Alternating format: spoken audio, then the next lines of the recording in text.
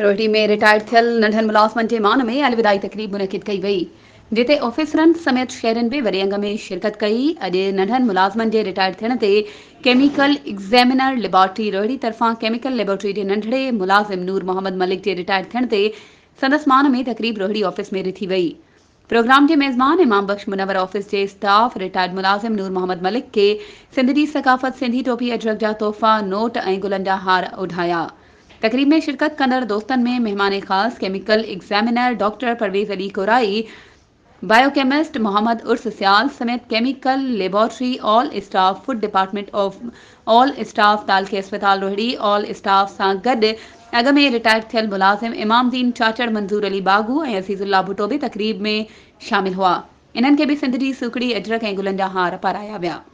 वधीक ख़बरूं ऐं अपडेट्स जे लाइ असांजे चैनल खे सब्सक्राइब कयो ऐं हा, बेल आइकन खे प्रेस करणु न विसारिजो त जीअं असांजी हर नई अचण वारी वीडियो तव्हां ताईं पहुचे।